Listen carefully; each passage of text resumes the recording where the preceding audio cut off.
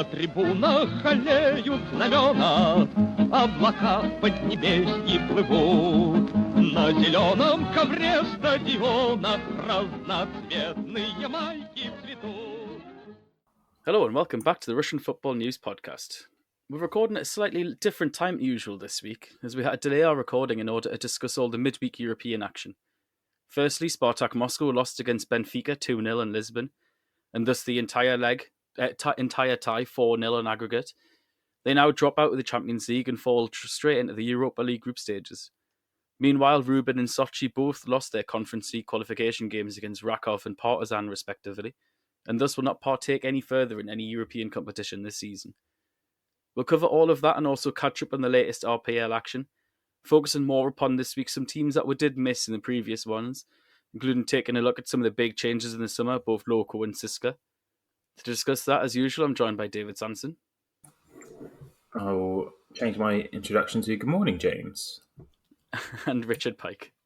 Change mine to good morning, James. Good morning, David. How are we all? Yeah, it's quite rare that we're recording in the mornings. We're a little bit groggy this morning because it is a morning recording. Usually it's grogginess after getting back from work and getting ready for the weekend. But we are still recording ahead of the RPL games. By the time this releases, it will be out in the midst of the games that are taking place this week. So it's going to be far more of a retrospective podcast looking at the European matches, looking at the summer in general for some of the sides that we've kind of left by the wayside somewhat this season.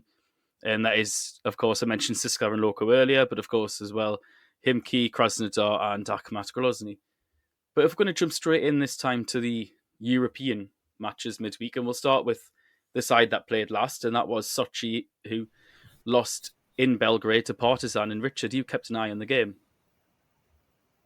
I did, yes. And disappointing that they went out on penalties. Obviously, you know, it's always disappointing when a club from the RPL loses, from our point of view, because we need as many coefficient points as we can get. But overall, I thought Sochi gave it a good go. Yeah, it's obviously disappointing to lose, but you know, this was their European debut, and they're playing against a side in Partizan who, you know, are not as big a name as they once were in European football, but they qualify for Europe every year. They've got that know-how, they've got that experience. They're one of the big two sides in the domestic league. And I thought over the 2 legs and extra time, I thought Partizan probably did edge the game. They were slightly the better side. But I certainly think Sochi gave them a run for the money and competed well. I think they were unlucky to lose that goal late on, and it's so frustrating because they've done all the hard work, and then Sosan Janaev, the goalkeeper, just flaps the corner, and then Partizan equalise, and then after that it seemed like to me there was a lot of incidents in the game where you thought to yourself it's not going to be Sochi's night. Like there was one incident where I think in the first half of extra time they'd beaten the goalkeeper with a shot. I've forgotten what player it was, and then one of the Partizan players just got back on and just, you know, kicked it off the line before it went in the goal. And who knows if that goes in, you know, they get a third lead in the game, and surely they're not going to throw away 3 leads after throwing away 2. And then, interestingly, like in the penalty shootout, I noticed too, the third penalty that Partizan scored when it was, I think it was 2-1 or 3-2 in the penalty, 2-1 in the penalty shootout. Partizan player shot it, and it hit the post, but then bounced off Janaev into the goal.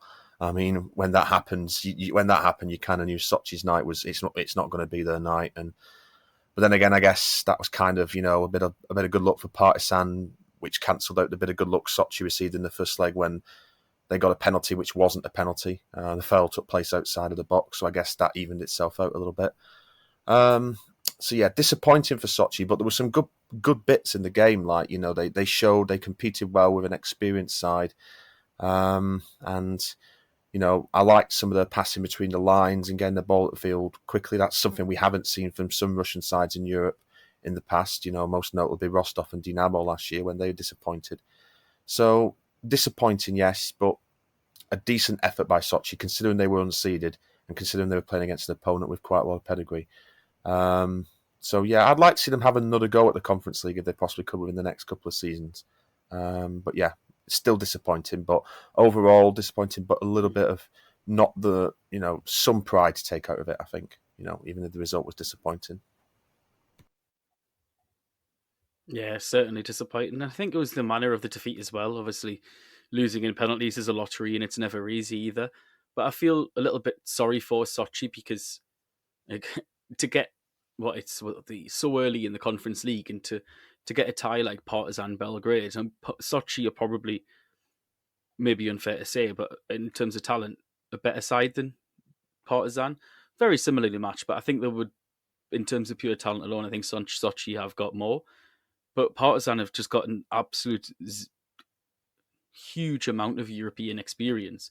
And that really showed in the night. While Sochi obviously were up um, in the tie twice, I thought throughout the game, Partizan were just a little bit cuter. And they used that European experience throughout to get themselves back in it. And it's like you said, Richard, it's such a shame that Zhanayev was kind of like the villain of the night, because if it wasn't for that mistake, Sochi obviously going through, and not comfortably, but going through after winning away in Belgrade, which very, very few teams can actually do. Well, one last thing from my end is, while I can see the benefits of the away goals rule being scrapped, it's such a shame here that it was, because obviously, if not for that rule being scrapped, then Sochi would be through right now. Yeah, it's frustrating how UEFA couldn't have delayed it an extra year, because Sochi would have gone through. A couple of other things I'll just say as well. I thought that, just very quickly, Markovic was really good for Partizan. You know, you can tell that's a player who in the past has played for the likes of Benfica and Liverpool. And yeah, it was just really unlucky that they got a tie as difficult as Partizan. But you know, hopefully it's a learning curve for them and they'll learn from it. So, and yeah, like you said, penalties is a lottery. So. Yeah, certainly. It's by no means an embarrassing performance, like we mentioned last year with Dinamo against Lokomotiv Tbilisi. It's the first time ever in Europe. It's only, the third year, fourth year the club's existed as an entity. They're already in Europe, which is credit to themselves. And I thought they really did give themselves arguably the most, not impressive performance, but the most creditable performance out of the three sides. If we do move further up the table in the RPL, but further down in terms of scale of credit to a performance, David, it's time to discuss Rubin's disaster midweek. Well, I mean, it's a two-leg. It was a two-legged affair, and the disaster definitely not just down onto a one-night thing. Obviously, Rubin went out, which highly disappointing considering the draw. You know, Rakow are European debutants. Rubin, not debutants, but obviously not been in Europe for a good 5 years. Yeah, it was a tough one to watch. You know, they'd gone to Poland last week, draw 0-0. We got a chance to see Rakow. They're a very well drilled team. They play a bit sort of like a Liverpool-esque style of very, very high pressing, really aggressive pressing, very well drilled in defence, and they were definitely worth the 0-0 draw in Poland last week. Rubin had one very, very good chance early on from Kvaratskhelia, which he should have scored. Within, I think it was just about in the first 15 minutes, and maybe that changes the tie. It was actually over the full two legs, other than the goal that Rakow eventually scored. It was the best chance. Like, there was no better chance in the second leg at all. Both games were fairly dull affairs, to be honest. Rubin struggled to break Rakow down over the two legs.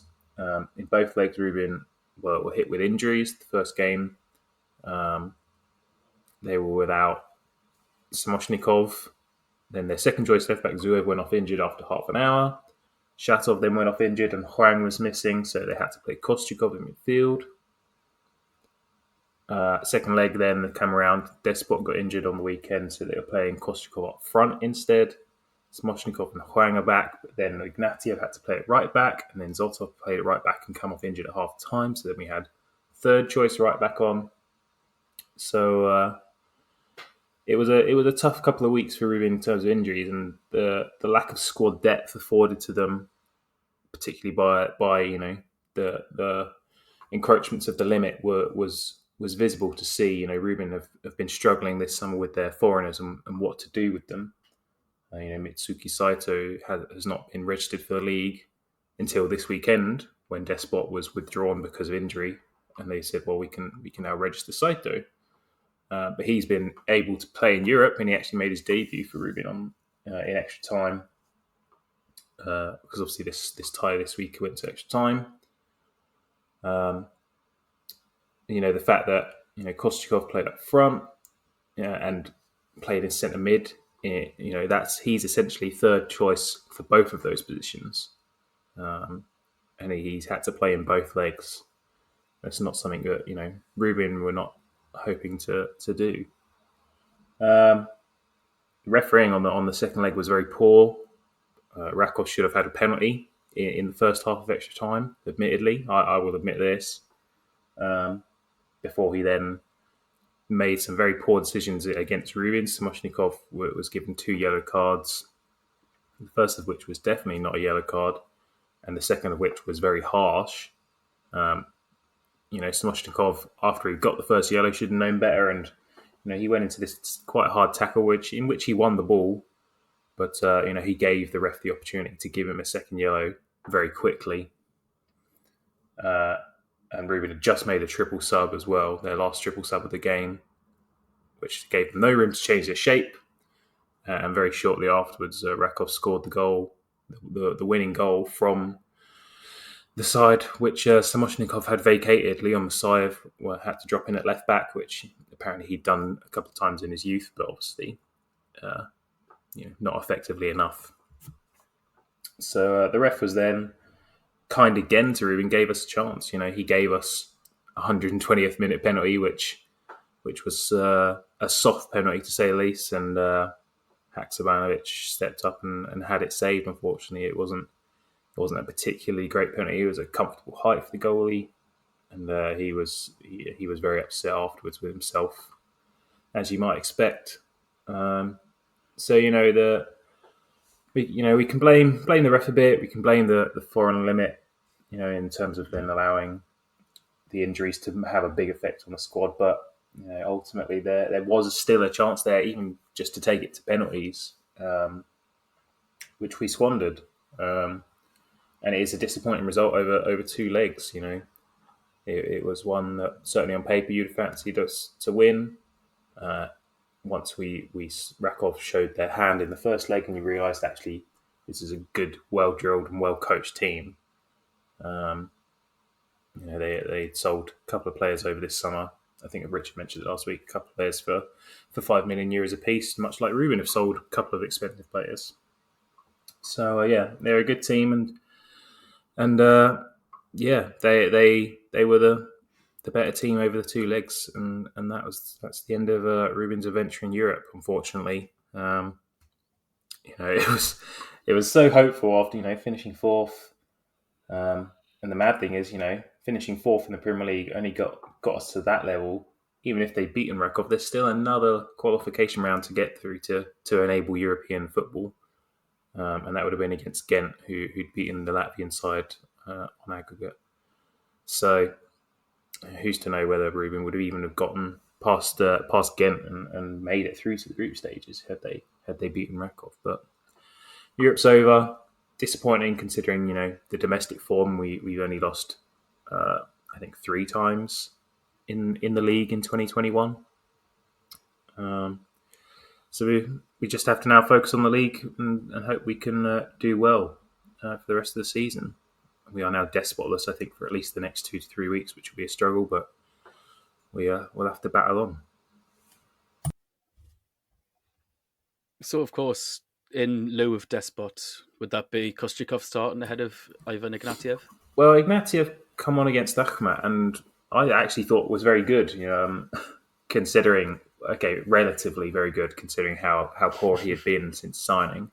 He won the penalty, he won the free kick, which resulted in Shelia being sent off against Akhmat, and Haksabanovic scored from.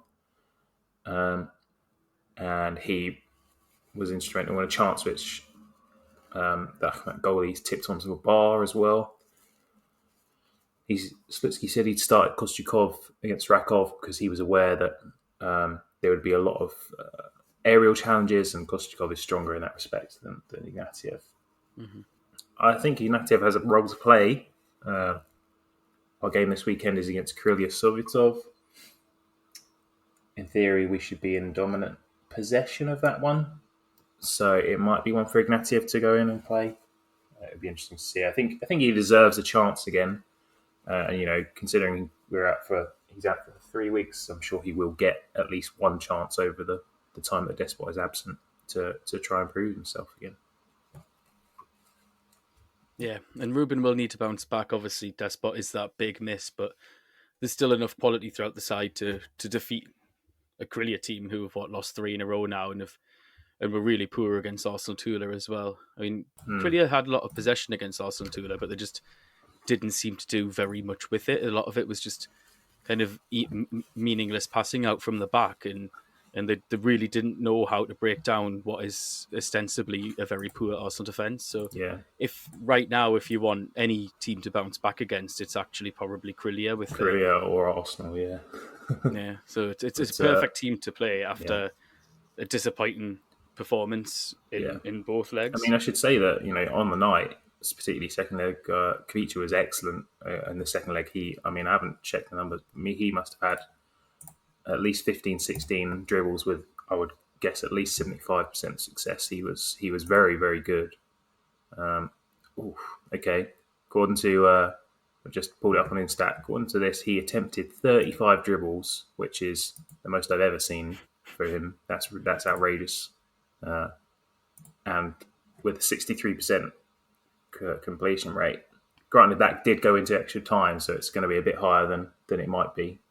Though Rakow were very dominant in extra time. So, he was just on another level. Abulgar was very good as well. Samoshnikov was good until his sending off. But we were just missing that extra piece, and Kostyakov didn't have a particularly good game up front. He was putting the energy, but we were definitely missing someone in the box to try and get on the end of these chances that Khimki was creating. Yeah, certainly. And so we've now lost both of our Conference League sides. Zenit are the only Champions League group stage side, and Lokomotiv, of course, are in the Europa League after the courtesy of their cup win. Now, we have dropped down to only one Champions League side because, of course, midweek as well, Spartak lost against Benfica 2-0. 4-0 on aggregate throughout the course of the tie and are now in the Europa League group stages. I'll cover Spartak myself quite briefly, just a little quick run through the game, but essentially both legs were exactly the same. It was a weakened Spartak side, admittedly. Moses was only fit enough for the bench for the first leg, missed the entirety of the second. Princi Promes was injured for both games and missed the entirety of the tie. That forced in the second leg particularly Rui Vitoria to make quite a few changes, introducing Alexander Lomovitsky to the first team, which was surprising. Most Spartak fans were as surprised about it as you are. And of course, if you just look at the quality of the sides, when you've got players such as Lomovitsky and Nikolai Raskasov on the right-hand side against Benfica's sheer quality, there really is a gulf in class between the two, and that's shown in the match. Benfica dominated possession. They dominated the majority of the chances, particularly in the first leg. In the second leg, they only actually had one shot on goal and won 2-0, which is one shot on target, and won 2-0, as such as how the leg went. Of course, the other goal was an own goal from Sami Gijo. The only man really who can hold the head high after both performances is probably Georgi Chikia. He was excellent at the back. He made more defensive actions than any other player on the pitch, won more duels than any other player on the pitch, and really did show a captain's performance and prove why he is the captain. He's the only one with a decent, any form of average aggregate statistical score after coming out from the games. It was really just men against boys, and the gulf in quality was there. Without getting too much into it, because we did discuss Spartak quite a lot last season and what's going on behind the scenes. But of course, after the game, sporting director, was it the first leg or the second leg? Sporting director Dmitry Popov had resigned from his post. He cited that it was the involvement of Zarema Salikova that forced his resignation and the boardroom troubles and the involvement of others within the boardroom. Whether that's 100% true or not, I'm not quite sure. It really does honestly sound like a very convenient excuse from what's been a quite pitiful summer from the board level. Yes, they brought in Rui Vitoria, but then haven't backed him whatsoever in the transfer window. They've really stagnated on the pitch in terms of the people that they've brought in and the development. It's just been, there's been no development. Like I said before, you're going back to bringing back players like Lomavitsky and Raskasov from their loans and relying upon them. At one point, you had Melkadze playing quite heavily in pre-season, as well as Artyom Timofeyev before his move to Akhmat permanently. So it's obviously Vittoria was willing to give these players chances. Coming in, everyone has a fresh start. But Spartak themselves just look like they're stagnating, and it's been quite a poor start of the season. But I will, instead of getting on a rant and a high horse about Spartak, because I've probably bored every listener to death far too much about that, I'll move on now and stick to European football. But firstly, Richard, and then David yourself after as well. What do you think the overall reason for the poor performances in Europe, or continuing poor performances in Europe? Is it potentially the foreign element, a gulf in quality, or is it more so just bigger problems, inherent problems about the quality of the coaching and the quality of the football in the nation right now? Richard? Well, I mean, I think a lot of people are probably, I saw a lot of posts on Twitter after the game, and, I think a lot of people now are looking at the foreign limit and going, yeah, that's the reason for Russian clubs being poor in Europe. Don't get me wrong, I think all of us want to see either the foreign limit being at minimum relaxed or ideally removed. But ultimately, I think it comes down more to the foreign limit. I think there's more to it than that. I think coaching is definitely an issue. Like, I was looking at Rakow earlier, and their manager, he's brought them up through the divisions in Poland, and there's other leagues working with foreign limits as well. I was speaking to some Serbian guys after the Sochi Partizan game, and they were telling me that in Serbia they have four foreign players maximum on the pitch at any one time. So you could even argue that their limit's even more strict than the RPL. So other leagues like that are managing. Rostov and Dinamo last year lost to Maccabi Haifa and Lokomotiv Tbilisi. In Georgia and Israel, they have foreign player limits. So, the other leagues are managing too with these limits. It's not ideal for them either, but they're getting on with it. So, yeah, I think it is really just the whole package here. And I'd probably throw in mentality as well. Do the players probably go into, and the managers and the teams go into games and underestimate teams? You can't underestimate anybody nowadays. It is just a fact. There's been some surprise results in the Conference League so far. I think really with Russian football, it is just everything. Yeah, just not enough good coaching, not enough good coaches coming through, not adapting to styles. Like, I still think Russian clubs play too slow a game.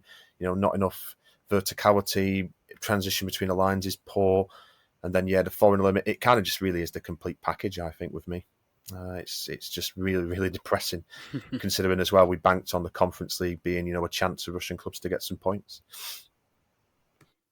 Yeah, that's the irony of it. Is I remember sitting here, a year ago, when we discussed the changes to the Conference League and how it would affect Russian clubs. And I think one of the big bonuses we all discussed was how it would potentially give Russian clubs deeper routes into picking up coefficient points that are desperately needed. And we've now got both teams out of the Conference League before we even get to the fourth qualifying stage, never mind the actual competition proper. Why this is such an issue, to quickly, before going on to David, is Russia are currently 9th in the coefficient league standings. Of course, 2 years ago they were 5th. They've dropped down below Portugal, France, Holland, Scotland. That takes into account the last 5 seasons.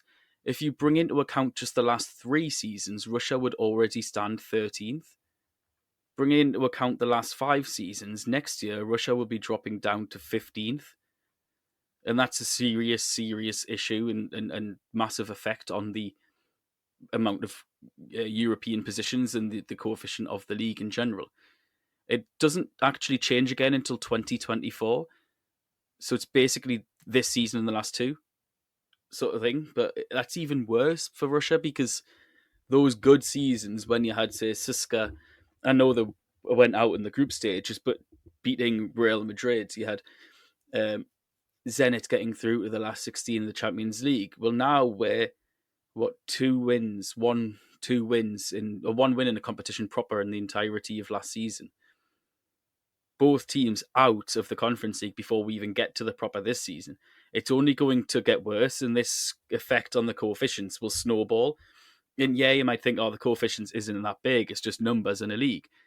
But with a foreigner limit, which limits the amount of players that you can have effectively for European competition, already quite stringent, the more the coefficient goes down, the less and less quality you have at the top of the leagues, the more difficult it is for, say, the clubs to get through and attract better players.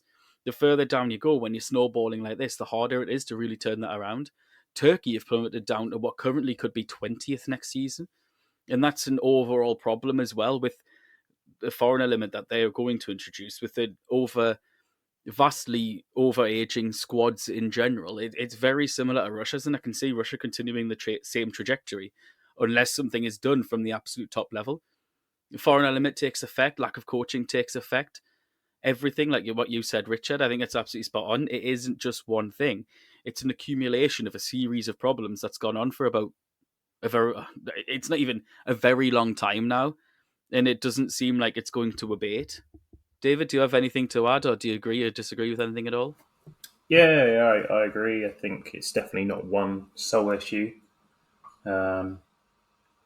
It's the foreign limit, say, but we can't. I was just thinking then, like, I put some of the blame on the foreign limit for, giving Rubin some poor squad depth, but it's also, if there is a foreign limit, it's down to the teams to manage their squads effectively within that limit, and Rubin probably haven't done it particularly well. When the season started and Rubin is still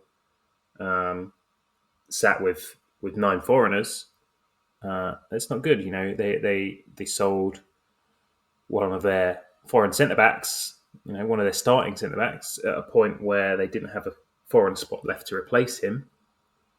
They signed earlier in the summer a foreign winger, which everyone assumed at that point was to replace another foreign winger, but instead that Kvaratskhelia stayed, and instead they sold a Russian winger in Makarov. There's some poor management there. And that's not just from Rubin. There are, I'm sure every RPL team is guilty of mismanaging their foreign spots. Krasnodar in particular, overloading with foreign attackers and having a terrible foreign defence, for example. It's down to a multitude of factors, and obviously the breaking news this morning is that there are reforms that have been sent round to every team, which will change the limit from this season. I say reported. There's a document that's been leaked, which proposes a few things, but the main one that this is the Dutch company Hypercube that they suggest is to completely remove the limit on foreign players, but to also introduce some limits on wages that can be offered to foreign players, and potentially even quality limits on the foreign players, i.e. they have to be capped by a certain amount of caps and things like that. Similar to the work permit system in the UK, essentially is the general gist, I think. So it would put hold to teams like Ufa signing Castentura. Like that probably wouldn't happen under the new rules, was one example they suggested. But if the limit is completely removed, then it gives teams a chance to rebuild. It gives you Krasnodar's. Krasnodar is sat here. They're a well-backed team. They've obviously just chucked a reported, 15 to 20 million at Cordoba to get him in, and he looks like he's going to be, I think, a good signing for them, by the way. But with all the foreigners they've still got in their team, they still haven't been able to strengthen their defence, which is obviously their massive weak point, and therefore they're limited to having to play Sorokin or Kayo pretty much every week at this point. And both of those are defenders who you don't want in your team, basically. So yeah, if the limit can go, then we need the big teams to immediately take advantage of the lack of limit and be proactive with their squads. And so therefore, if the limit is going to change, that needs to be confirmed as soon as possible so that these teams can do their scanning and planning in advance. Yeah, without a shadow of a doubt. I think putting these limits on these clubs who are already mismanaged at the best of times just causes the mismanagement to really have a far greater effect upon the clubs. But we will now move on, and we'll mention a couple of the teams that we've just been discussing, actually, as we haven't mentioned them at all yet in an RPL mention. Richards, a little bit of a challenge here for you. If you could summarise CSKA and Khimki's catch up on their little summer break and quick start of the season in 5 minutes. I'll do that. Yeah, regarding CSKA, to describe them as being a bit of a jumbled mess at the moment is an understatement. I watched them against Dinamo, and in the second half of that game, I thought Dinamo totally outplayed them. Admittedly, as much as Dinamo's penalty, which drew them level, was a little bit fortunate. Dinamo should have had a penalty a minute earlier when, Jakub Biol, who I'm just staggered, who is back at CSKA playing at central defence, by the way, when they had two central defenders on the bench in Viktor Vasin and Vadim Karpov. Admittedly, not much in terms of quality, but still strange to play a player totally out of position when you've got central defenders on the bench. Blatantly pushed CSKA in the back, and that should have been given as a penalty. So, they can't really complain about the one that was given because Dinamo should have had a penalty earlier. I just think CSKA are a jumbled up mess. I really do. It seems like they're going from just, it's this scattergun approach to transfers.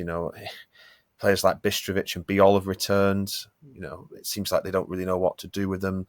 The 1 minute they're loaning them out, next minute they're bringing them back. They've re-registered Adolfo Gaish, which, I guess considering they've paid all that money for him, they're going to try and make it work. But,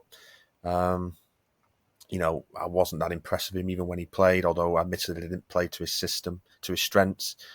Bruno Fuchs has come back from the Olympics. He didn't play for Brazil, I don't think, but he ended up winning a gold medal. So hopefully that might strengthen the defence. That might sort out the defence now, and they can put him alongside Igor Diveev. Obyakov was playing left back, I thought, in that game. If my mind serves me correctly, it's just a jumbled up mess, and then so much with the coaching issue as well. Like, they brought in Olic and they got rid of him. They brought in Berezutski. I'm not sure about that. Berezutski should be doing what Alexander Kurtzkov is doing, working up through the divisions, just coaching the youth teams first, then dropping down to Tom Tonks, then going to Nizhny Kurtzkov's, doing it the right way. Whereas I think CSKA are promoting Berezutski too soon.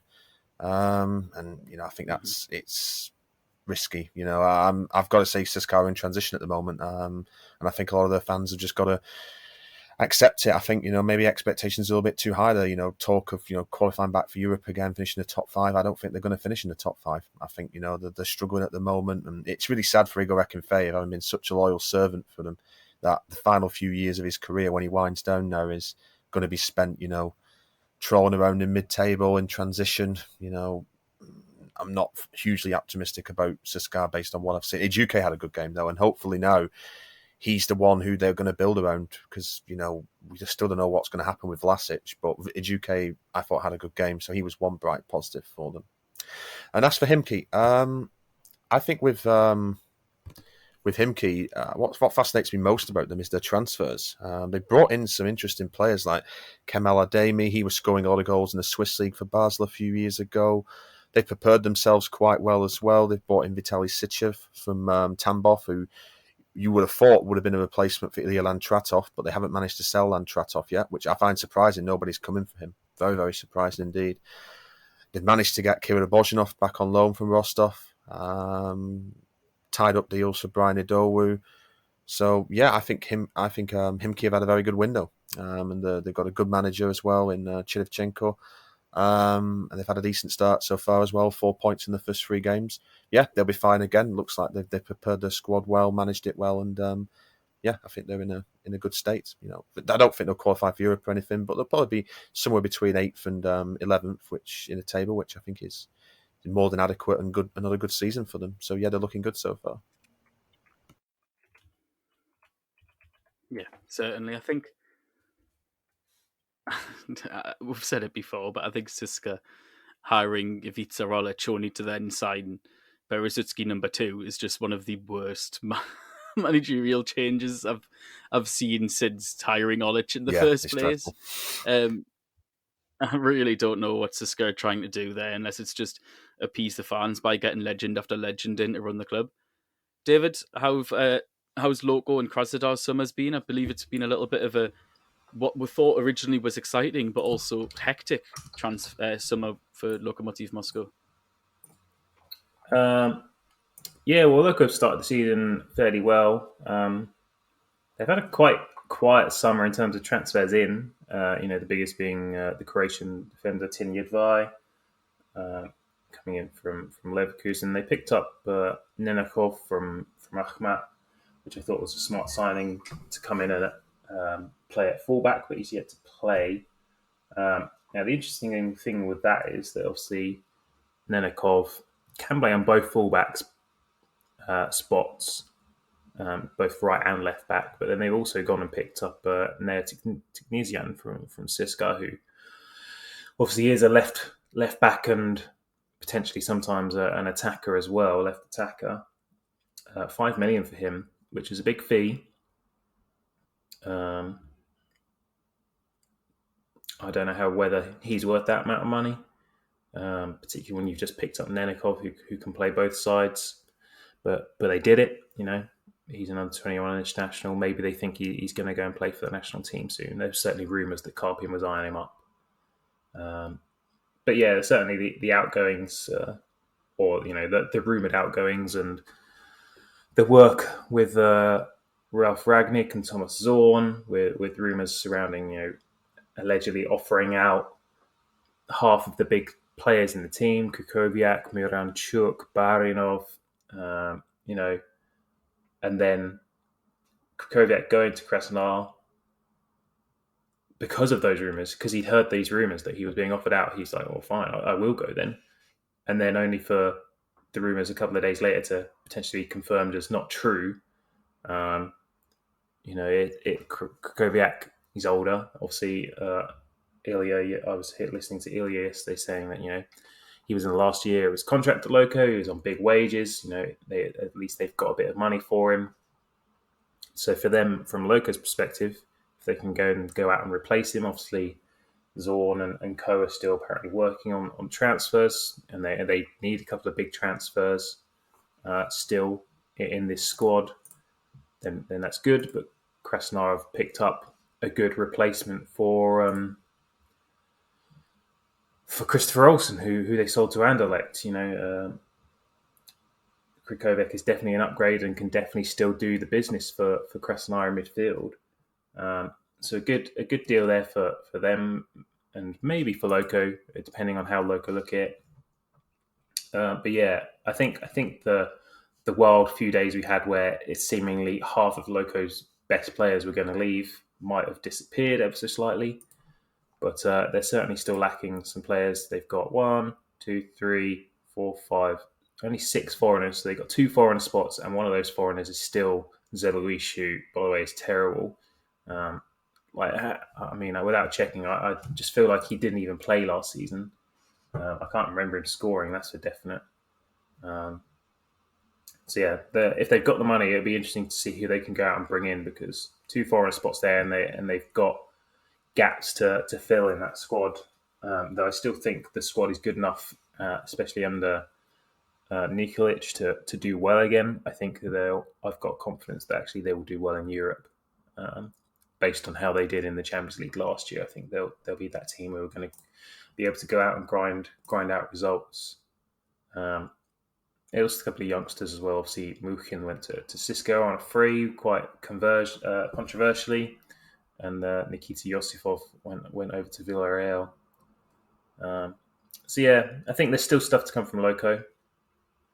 Now, obviously, we talked about Krasnodar there, picking up Krikoviak from Loko.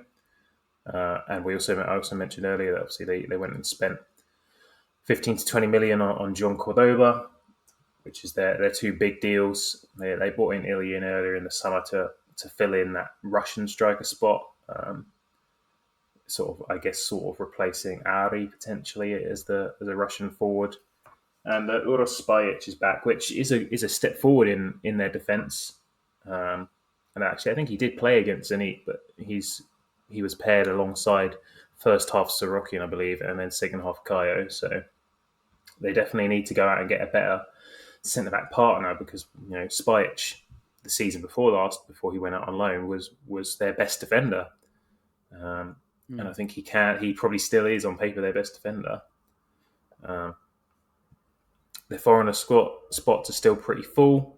There's rumours that Victor Claesson is wanted by PAOK, a Greek website that RFN have been close with in the past, reporting that, and they're usually very reliable. Whether Claesson wants to go over there, but is another question. But that would be potentially another 10 million to come in.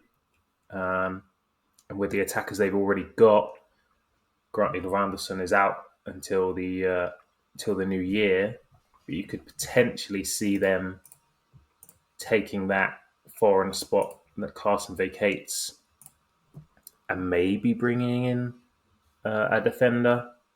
I don't know. I mean, the squad seems so weak in general. Like they've been playing Alexei Yonov up front each time. Vilenia's playing at left back, out of position. They're doing fairly well.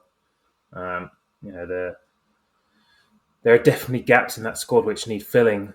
But the foreign limit that they've got imposed upon them is making things difficult. They've got one Krychowiak, Spajic, Ramirez, Cabela, Cordova, Claesson, Kayo, Vilenia.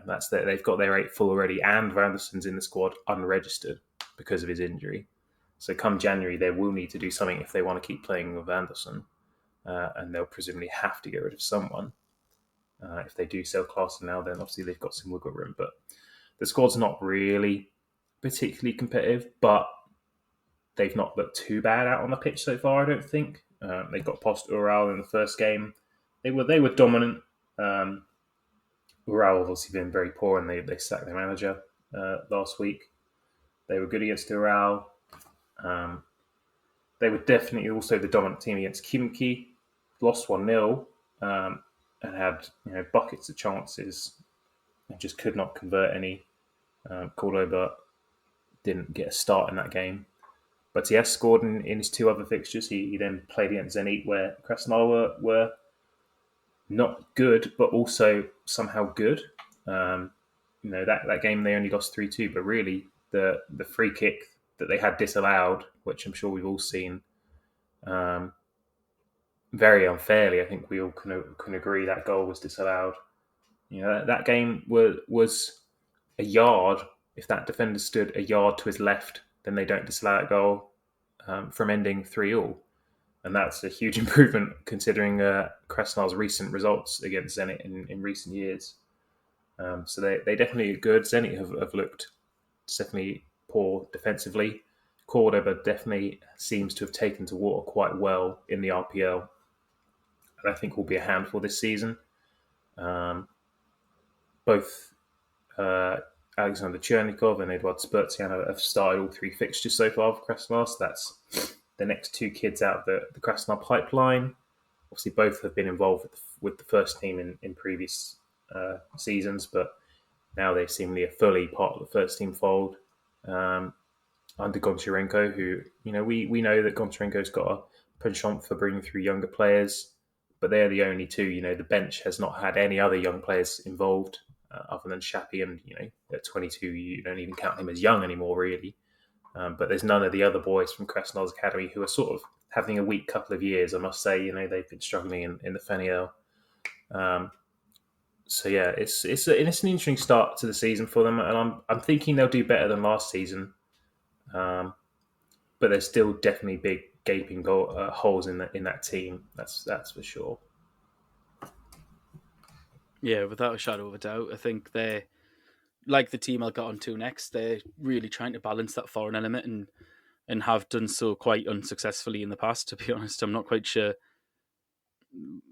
where they're going to get this extra defender in unless they do get rid of some of the players they already have. if I move on to Akhmat, who are another side we've barely spoke about this season and are also struggling with the foreign element. I'll quickly go through their list of players while we're on the topic. But they've got, of course, Kanate, Yanchu, Berisha, Poliaros, Zoran Nizic, Bogosavac, and Bistrov, and Georgi Shelia in the side as the 8 foreigners, and then unregistered Konrad Mikulak as on top of that. So they're also right at the upper limit. For some reason, Khalid Kadyrov and Abubakar Kadyrov are still registered in the squad. Abubakar himself has actually managed to make it on the bench. Yeah, they brought in Yaya Toure as the assistant manager, which was a little bit of a as expectedly strange one, but of course that's Grozny money, and Kadyrov patronage goes a long way. In terms of players, Andres Ponce's gone. Contract was mutually terminated.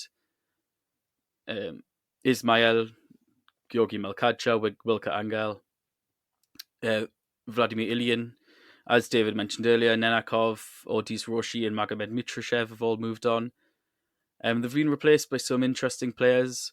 Daniel Utkin, on loan from Krasnodar, has played very well so far this season, scored his first direct free kick goal of his career.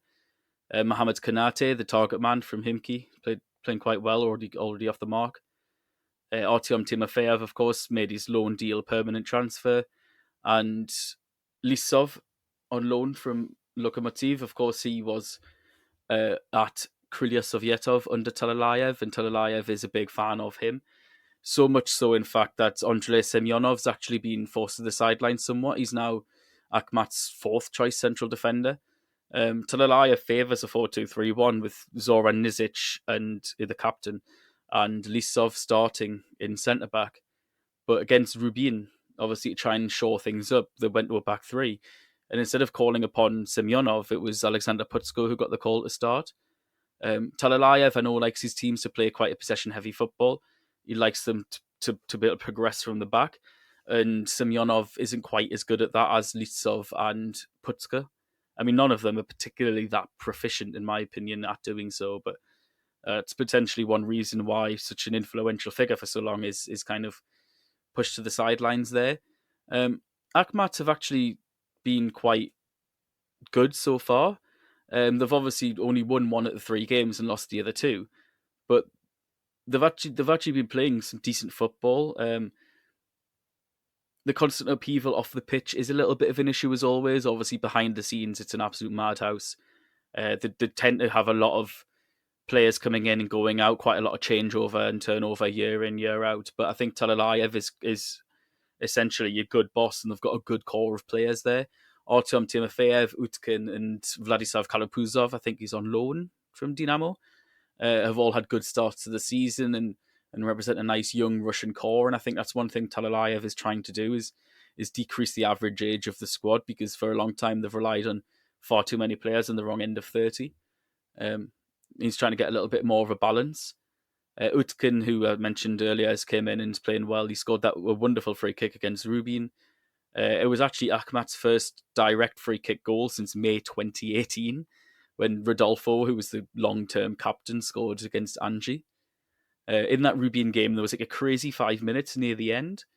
Shelia in the Akhmat goal collided with Ivan Ignatiev. The ref gave Shelia initially a yellow card and then went to VAR and then obviously sent Shelia off. So it was pretty shit. And then from that, Shelia kind of pushed out his arms and for like in expression was should never be red carded here. And as he like flailed his arm out to the left, I think he just smacked one of his teammates like, right in the face and almost knocked him out. And then of course Rubin scored directly from that free kick. It was Sead Haksabanovic. So they've been a little bit ill-disciplined as usual and also a little bit unlucky. But the performances themselves have actually been not that bad. Kanate is a very good option up top, just in terms of being a brute target man. Still undecided in Yanchu, but Artyom Arkhipov have got on loan from Kuban. Was probably Tambov's best player last season before they folded as a club. The 24-year-old Scott, he hasn't started yet, but he had some nice touches and some short cameos in pretty much every game. But so far more of the same from Akhmat, where they actually play some nice stuff, but everything that goes crazy off the pitch is just a constant hindrance to them. But with that, that's the end of this week's RFN podcast. I'll do have a couple of little news pieces just to catch up on to finish off with. There was one big move, of course, in the transfer window this week. We have refrained from mentioning them too much because we did go quite into depth about Zenit last weekend, but they have finally confirmed the signing of Brazilian winger Claudinho, who's moved after taking up the foreigner spot, which was vacated by the departure of Seba Juliusi. As David mentioned earlier, Victor Claessen's been linked with a move to PAOK to replace the Norwich-bound Christos Zolis. It's been rumoured at both 11 million and 1.5 million euros in different reports, so it could be anywhere. I wouldn't be surprised if the 1.5 was just a little bit of quite wide of the mark. And finally, Alexander Tolstikov, the former agent, Krasnodar scout and director, has been linked with becoming Spartak's sporting director after the departure of Dmitry Popov. He was arrested in 2016 as well for charges of money laundering, fraud and criminal conspiracy. I can't actually find what the result of those charges were, but he was certainly charged. So at the very least, he should probably fit in quite well at the board of directors at Tarasovka, who are also frauds anyway in the other sense of the matter. David, thank you for joining me. Not a problem. And Richard as well. I believe we've got a few little technical issues where we've had some losses of connection, but thanks again to Richard, and we'll be back more at the usual time next week. This has been the Russian Football News Podcast. Goodbye for now.